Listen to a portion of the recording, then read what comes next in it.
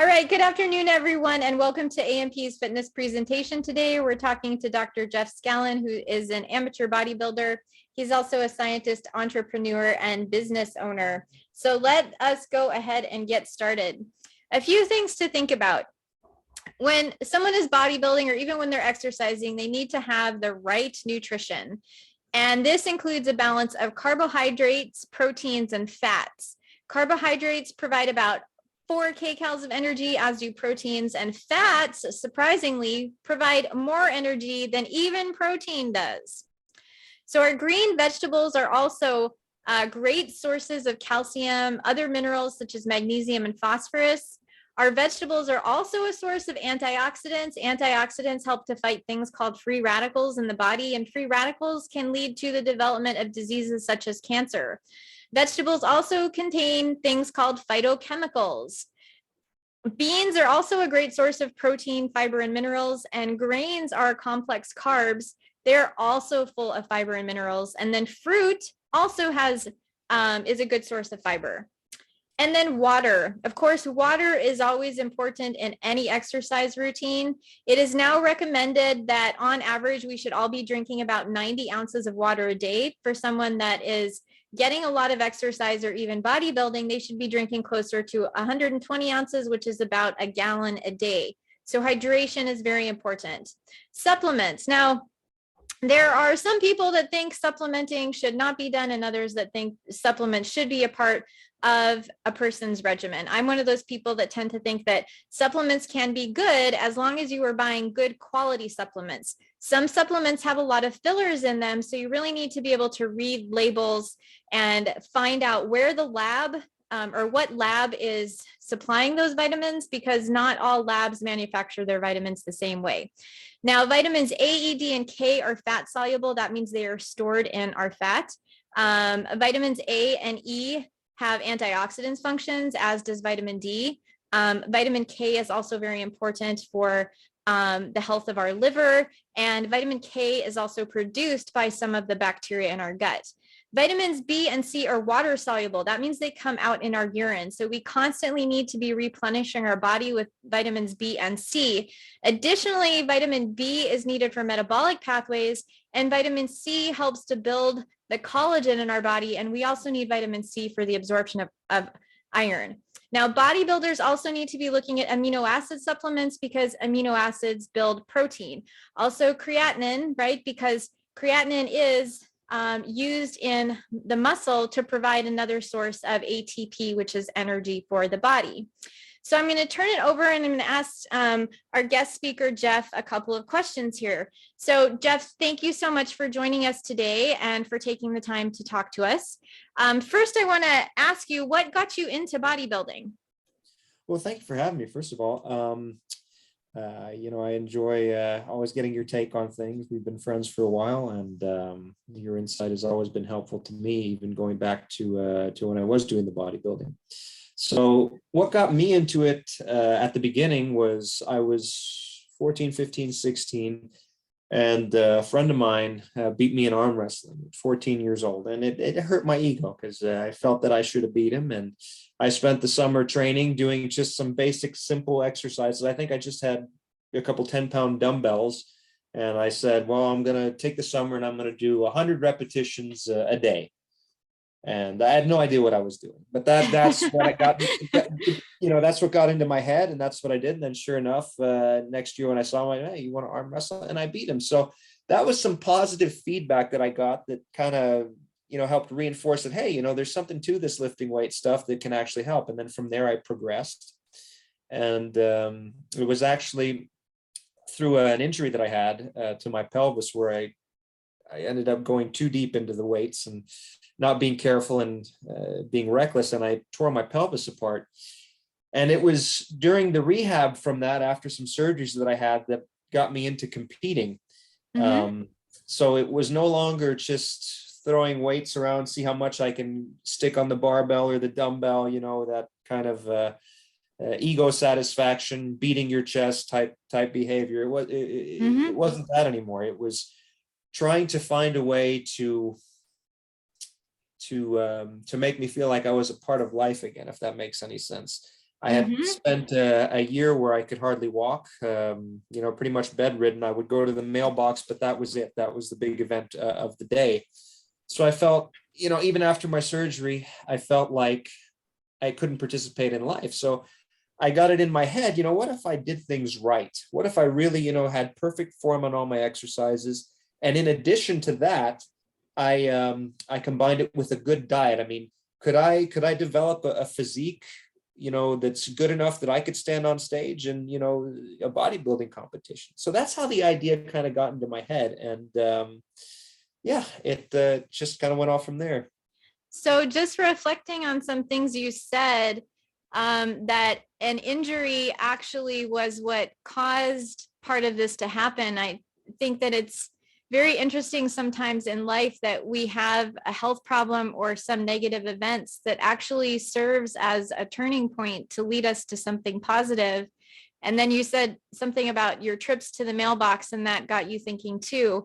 And that takes a tremendous sense of self-discipline to be able to work your way out of, a very unfortunate situation where you're really kind of at the bottom and then work your way to the top. So that, I think you deserve more than an applause for, because I think that so many people go through these experiences and they get depressed, they lose their motivation to go on and to go forward in life. And what you did is really something to be proud of. So that's great. It was ironic because it was through an abuse of weight training that got me injured. And it was only through, kind of learning what, the true nature of lifting weights was really about that got me out of it. So it wasn't about, it's not about, lifting a bunch of heavy weights, then looking around the gym to see who saw you. This is nonsense. It's about health. It's about fitness. And I'm just very happy and fortunate that I was able to. I was hard-headed. It took an injury to get me to see it, but I'm happy to have learned that lesson.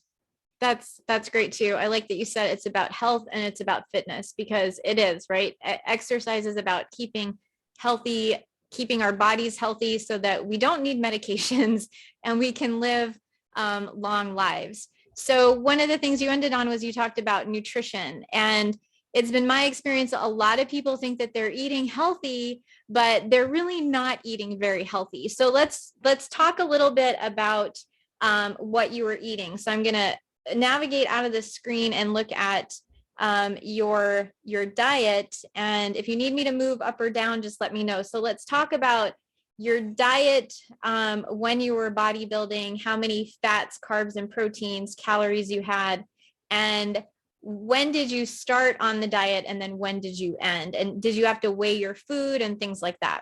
Yeah. So my mindset going into this was, I just had surgery and I was still very limited in what I could do physically.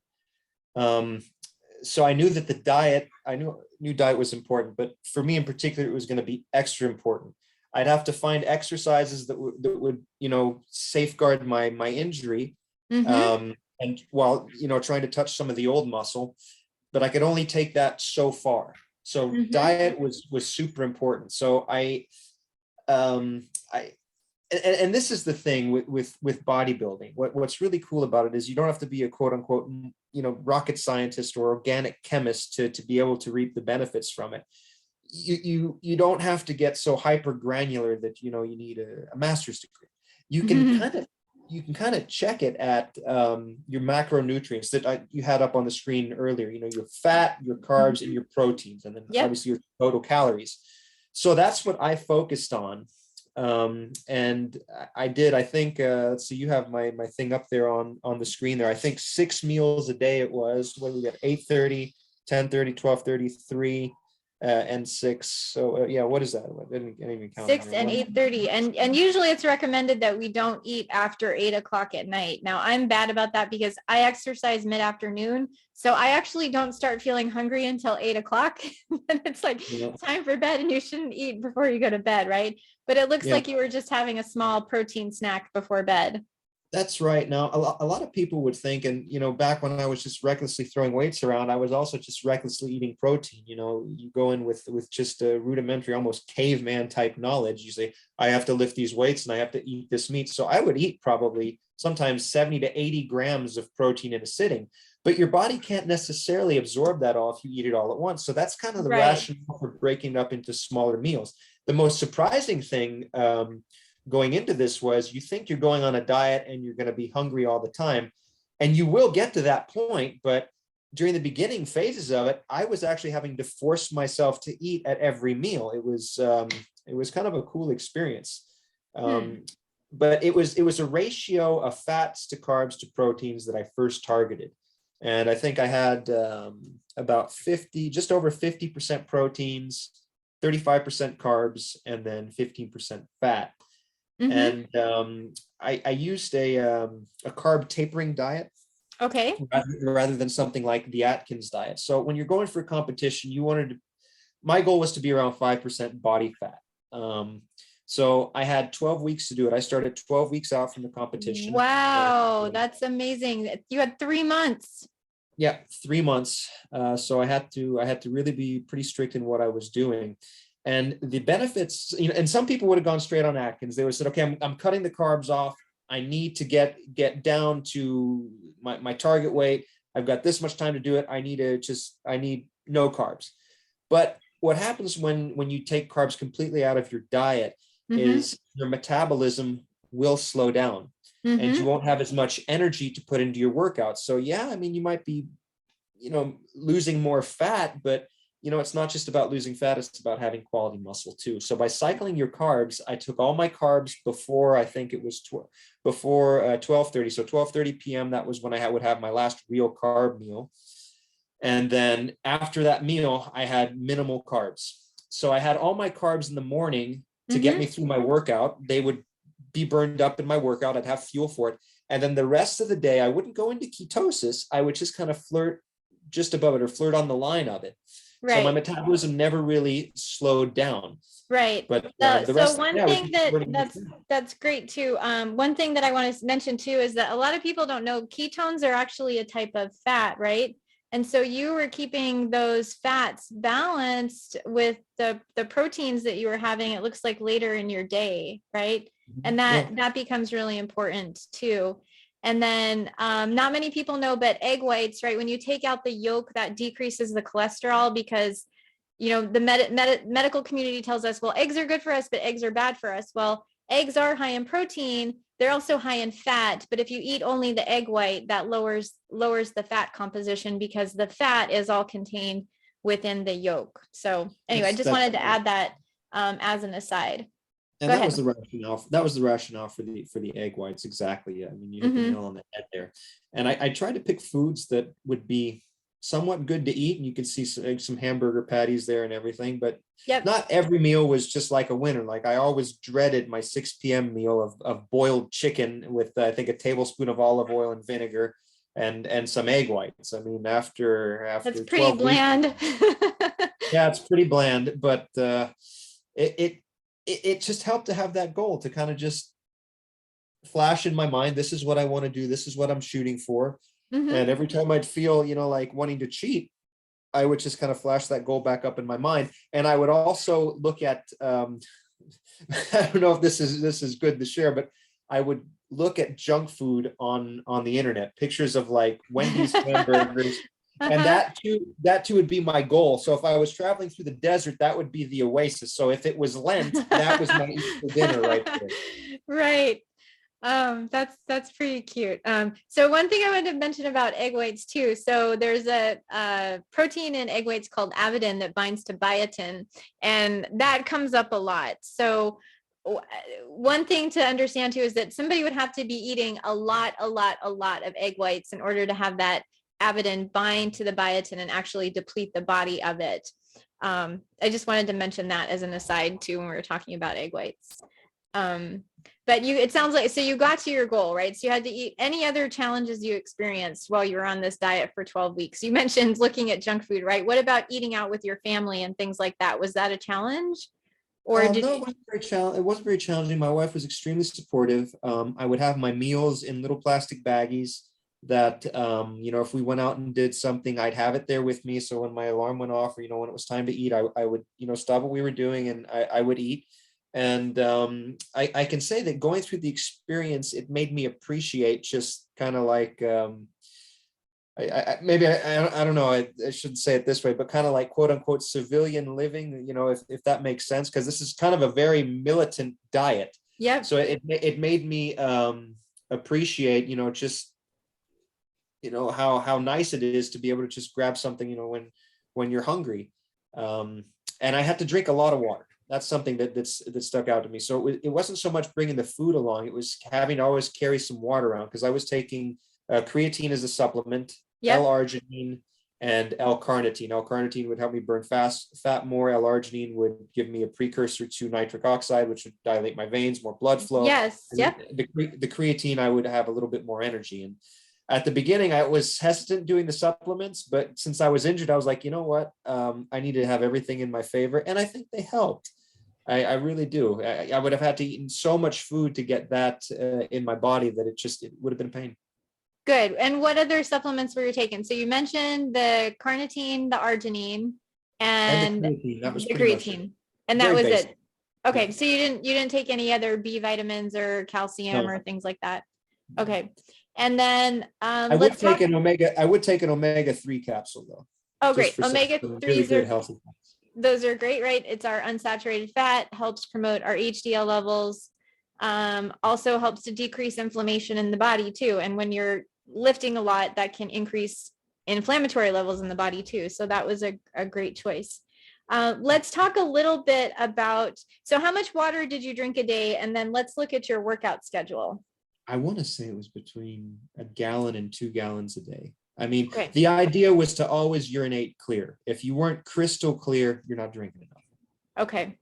So a lot of hydration, but water also helps to keep our body weight balanced. It can also help people lose weight if they're trying to lose weight. Hydrating the cells, our brain needs a lot of water. So cannot say enough about the benefits of drinking water. And then, one more question. Did you, the menu that you had, did you come up with that yourself, or how did that evolve? Well, I came up with it myself. I knew the basic things that I knew going into it were the ratios that I wanted of protein, carbs, and fat. Mm-hmm. And when it came to the amount of how many calories I needed in each category, Mm-hmm. I calculated my daily caloric expenditure. So, their charts, you put in your body weight in, Yep. and how much time you spend sitting, how much time you spend standing, how much time you spend lifting weights, all of these things. And it'll tell you approximately how many calories you burn a day. So I targeted probably about a 500 calorie deficit a day. Oh, So, wow. Okay. so That's a lot. that's what I think it was 500. I might be mistaken on that, but I think it was. So yeah, the whole idea was to burn the fat and feed the muscle. That was a book that I read from Tom Venuto. It was a very informative book, and that's where this carb tapering idea came from. Okay, great. And then it was just a matter of plugging in what foods I wanted that made the numbers work. That's good. And then just one thing to add off of that, generally, if somebody wants to lose weight, it's recommended to reduce calories by 500 calories a week. And then realistically, for someone that is trying to lose weight, losing 1 pound a week is safe. More than that can kind of put people in a danger area. Yes, but yes, and that was something that I wanted to focus on. I did not want to go to some extreme thing, losing 2 or 3 pounds. 1 pound per week was a slow, steady, like a plane coming in. The plane doesn't come in super steep and then, no, it's a nice, slow, steady declines for a nice, smooth touchdown. That's what I was targeting. Because I had a long way to go, right? There were a lot of rounds to go, a lot of rounds of workouts. I needed the energy, and that was because there are risks too, right? It's you give yourself gallstones if you lose too fat, all sorts of stuff. Yes. Yeah, that is true about the gallstones. Now let's talk a little bit about your workouts. Were you just working out once a day or more than once a day? So yeah, you got my workouts up there. You can see by the weights, by the amount of weight involved here, that they were very, very, that I was very limited. If you look at the bench press and the lat pull down there, I mean, I was bench pressing 80 pounds on a bench machine. That's not 80-pound dumbbells. That was the whole thing. Now, before I was hurt, I could, bench press. I was doing, reps and sets with 225 pounds. I wouldn't dare do it this time. So the key here, 80 pounds was pretty much my limit. Otherwise, I'd start getting pain in my back. So I had to perform the sets with absolute perfect form, very slowly on each rep and with full motion. And darn it, it worked, which proves that you really don't need to go super heavy, even with a low weight. If you're really putting the effort and you've got a good mind muscle connection, you can get results. That is great. And I was just thinking about your cardio too. And then I looked over here and noticed that you were doing some cardio, and then you also had a rest day, and having rest is important, getting enough sleep. Did you change your sleeping habits in any way? No, I didn't change my sleeping habits, but I noticed that I was sleeping better at night, number one. Yes. And as the weeks went by, I was getting colder at night too, because I had less and less fat. Normally, I like it very, very cold at night, and my wife's complaining, it's too cold, it's too cold. But now I was the one suddenly that was complaining it was too cold, too cold. And she was the one saying, oh no, it's too hot in here. You had a So role reversal. role reversal. Now you know what it's like to live in her shoes, huh? Exactly. Well, this is great. And then so this was your schedule every week then? Monday, Wednesday, and Friday, I would do the weights. And then when it came to body weight exercises, I could, I think I started off at 170 pounds. And then by the end of it, I lost about 15 pounds of fat. So I was down to, I think, about 155. And, when I was doing body weight exercises, dips or pull-ups, that was the full weight. So that was good to be able to do. But I also included isometrics in here for my biceps, because I could not figure out a way to train my biceps that wasn't stressing my back. So I ended up just kind of doing some isometrics. I would kind of do a curl with one arm while resisting against it with the other. And I got more of a pump doing that than I did curling 60 or 65 pound dumbbells before I was injured. That was incredible. That was a big surprise to me. That's good. That's good. Yeah, I was going to ask you about isometric too, so you answered that.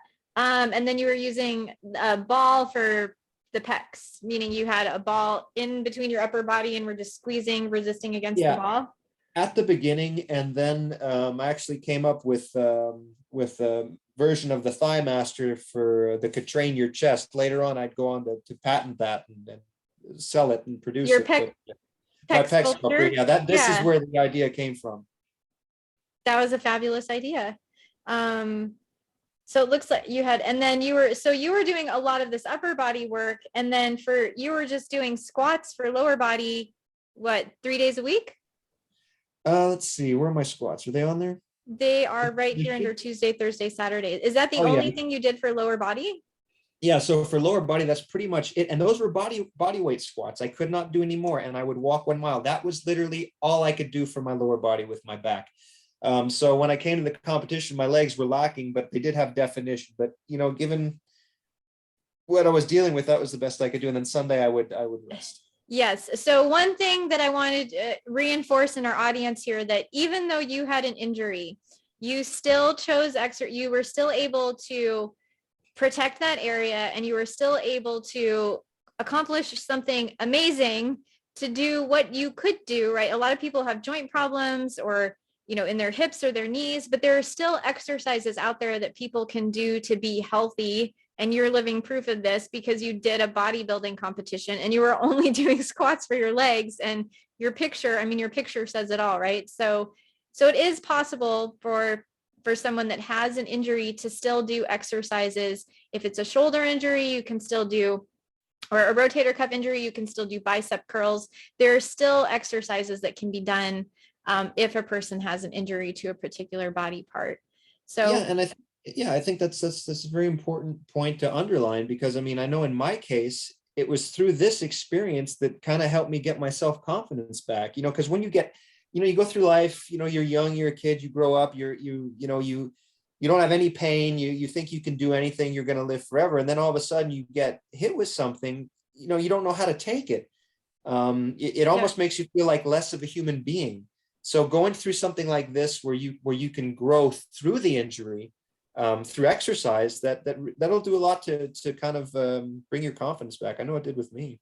Yeah, that's perfect. So I think we're going to end on that positive note then, that that there are always ways in life for us to turn a negative experience around and to accomplish what might seem like an insurmountable goal. It just takes some time, some patience, and some dedication, as well as self-discipline. So I want to thank you so much for speaking with us this evening and sharing this information. And for all of you out there, we hope to see you again in future videos, and have a great one.